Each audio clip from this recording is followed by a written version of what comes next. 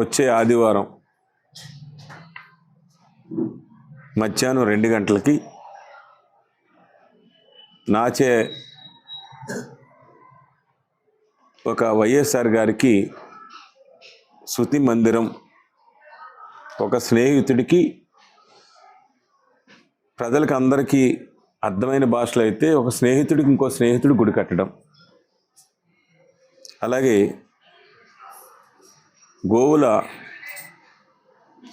గోశాల ఏర్పాటు చేసుకోవడం అన్నది జరిగింది. ఎందుకు వైఎస్ఆర్ గారికి ఒక స్మృతి మందిరం చెయ్యాలన్నప్పుడు వారికి నాకున్న స్నేహంలో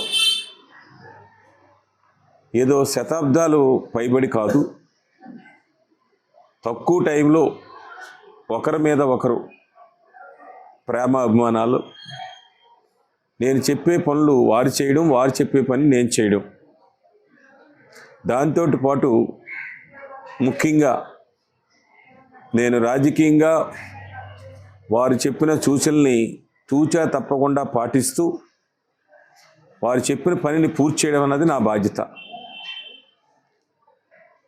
ఎవరికి ఏ విధమైన కొన్ని సందర్భాల్లో ఎవరికి ఏ విధమైన పదవులు ఇవ్వాలి, వారు పరిపాలన చేసేటప్పుడు ప్రభుత్వం ఏ విధంగా స్కీమ్స్ తీసుకుంటూ ఉంది, దానికి ఫీడ్బ్యాక్గా ఒక కేంద్రపాలిత ప్రాంతానికి, ఆ రాష్ట్రం ఆంధ్రప్రదేశ్కి సంబంధం కాని వ్యక్తిగా నన్ను ఫీడ్బ్యాక్ తీసుకుని ఆ స్కీమ్స్ మీద వారు 10 రోజులకి 15 రోజులకి నాతోటి మాట్లాడడం, నెలలో 1-2 సార్లు కలవడం అన్నది జరిగింది.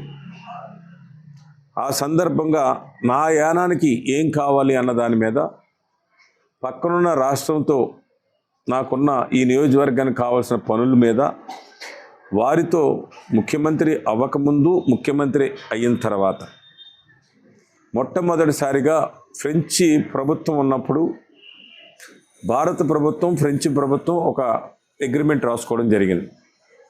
అప్పుడున్న జనాభా ప్రకారం త్రాగునీరుకి ఎంత ఉండాలి, సాగునీరుకి ఎంత ఉండాలన్న దాని మీద 19 క్యూసెక్స్ వాటరు యానానికి ఇవ్వడానికి భారత ప్రభుత్వం, ఫ్రెంచ్ వారు అగ్రిమెంట్ చేసుకుంటే అప్పటి నుంచి పెరుగుతూ వస్తుంది. ముఖ్యంగా నేను రాజకీయాల్లోకి వచ్చిన తర్వాత, ప్రజా జీవితంలోకి వచ్చిన తర్వాత ఇక్కడ జరుగుతున్న అభివృద్ధిని చూసి ప్రజలు, పక్కనున్న రాష్ట్ర ప్రజలు కూడా కొంత రావడం ఎక్కువయింది. అటువంటి వ్యక్తి చనిపోయే 5 రోజుల ముందు కూడా మేము ఒక 1.5 అవర్ మాట్లాడుకొని ఉన్నాం. హైదరాబాద్ నన్ను ఒక చిన్న సంఘటన, యానానికి ఒక కష్టం వస్తే వెళ్ళాను. దాని మీద సరితా ఇంద్రారెడ్డి గారు హోమ్ మినిస్టర్గా ఉండి పిలవడం, దాని తర్వాత మంత్రులు బొత్స సత్యనారాయణ గారు, విశ్వరూప్ గారు, వట్టి వసంత కుమారు, వీళ్ళందరూ కూడా ఉన్నప్పుడు కూడా 1-to-1 చనిపోయే ముందు 1.5 అవర్ మీ ఇద్దరు 5 రోజుల ముందు మాత్రమే మాట్లాడుకోవడం జరిగింది. దాని తర్వాత జరిగిన సంఘటనలు మీకు అన్నీ కూడా తెలుసు. దాని తర్వాత అప్పటి నుంచి నాకు వారికి ఒక స్నేహితుడికి ఏదో ఒకటి, మనం ఏదో పేర్లు పెట్టించామా, స్టాచ్యూలు పెట్టించామన్నది కాకుండా ఒక మందిరం లాంటిది కట్టాలి, దాని ద్వారాగా ఏదో పుట్టినరోజునో చనిపోయిన రోజునో ఒక దండేయడం అనేది కాకుండా సంవత్సరంలో 365 రోజుల్లో కనీసం ప్రతి నెల కూడా 2-3 ప్రోగ్రామ్స్ చెయ్యాలి అన్న ఉద్దేశంతో నేను ఈ స్మృతి మందిరాన్ని, అది కూడా నా పక్కనే, ఇంటి పక్కనే చేసుకోవాలి. ఎందుకంటే నేను కూడా వయసు రీత్యా 62 సంవత్సరాలు పూర్తవి 63వ సంవత్సరంలోకి ఇచ్చేస్తున్నప్పుడు మనం ఫ్యూచర్లో కూడా ఒక 100 మీటర్లో లేకపోతే 1 కిలోమీటర్లో వెళ్ళలేని పరిస్థితి కూడా ఉంటుంది. మన ఇంటి పక్కనే మనం దాన్ని కట్టాలి. అది కూడా వారు తనయుడు అధికారంలో ఉన్నప్పుడు కానీ మనం చేసి ఉంటే ఏదో మనం ఎక్స్పెక్ట్ చేసి ఈ పని చేస్తాము అని అనుకుంటారు కొంతమంది. వారు మనం ఏదన్నది టైం వచ్చే వరకు వెయిట్ చేసి చెయ్యాలి అనుకునే ఉద్దేశంతో నేను ఈ మందిరం ఇక్కడ చేయడం. దీన్ని ఏదో ఇది కాకుండా 21వ తారీఖునే ముఖ్యంగా మహిళలు, అలాగే టైలరింగ్ నేర్చుకునే వాళ్ళకి ఒక కంప్యూటర్ దాని మీదే, మిషన్ మీదే వాళ్ళకి ఎంబ్రాయిడింగ్ చేసేది అంతా కూడా వాళ్ళ ఇన్కమ్ని ఏ విధంగా పెంచేలాగా చేయాలన్న దాని మీద యానం, ఈ పక్కన ఉన్న ముమ్మిడివరం కానీ, తాళరేవు కానీ, రామచంద్రపురం కానీ వాళ్ళందరికీ కూడా ఫ్రీ ట్రైనింగ్ ఇచ్చేలాగా రాబోయే రోజుల్లో ఇంకా అనేకమైన కార్యక్రమాలు ఆ మందిరంలో చేసే విధంగా, ట్రైనింగ్ ఇచ్చే విధంగా ఇవన్నీ చేయడానికి, అదేవిధంగా నాకు వారికి ఉన్నదాన్ని ఒక పుస్తకాన్ని రిలీజ్ చేసే విధంగా ఈ కార్యక్రమం ఎల్లుండి మధ్యాహ్నం 2 గంటలకి చేస్తూ ఉన్నాను.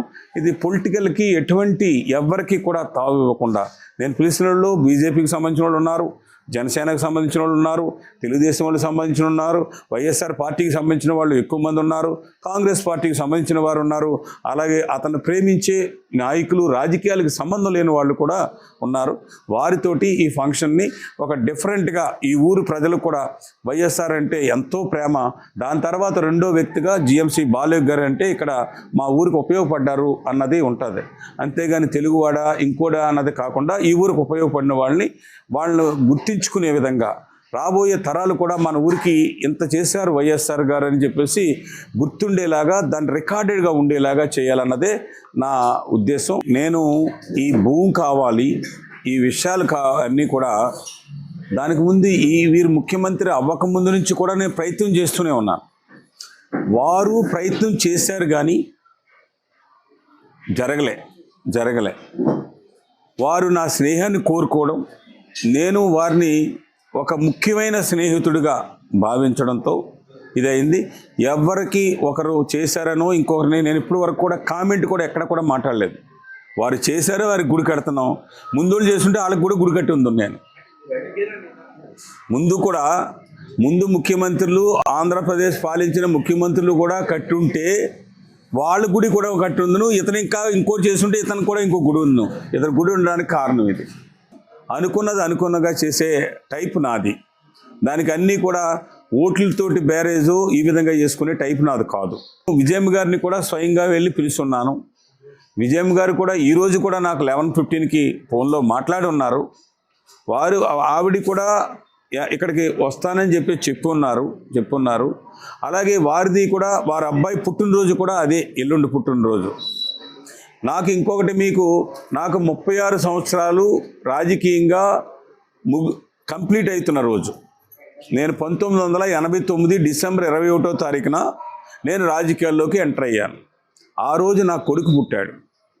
నా కొడుకు పుట్టినరోజు, ఇటు జగన్ పుట్టినరోజు, నాకు 36 సంవత్సరాలు కంప్లీట్ అయిన రోజు నాది. ఈ కార్యక్రమం పెట్టుకోవడానికి ఆ కొడుకు లేకపోతే ఈ కొడుకు పుట్టినరోజు గురించి కాదు నేను పెట్టుకుంటా.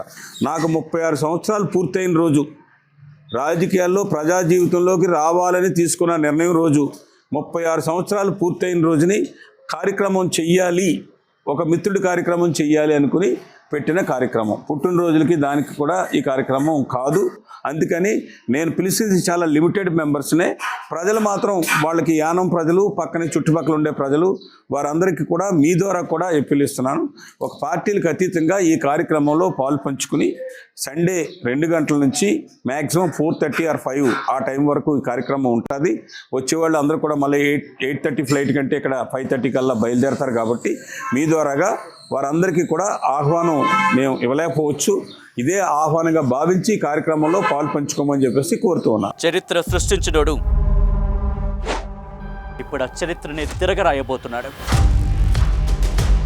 అబద్ధాల గోడల్ని బద్దలు కొట్టి నిజాలను రాగా మీ ముందుంచబోతున్నాడు.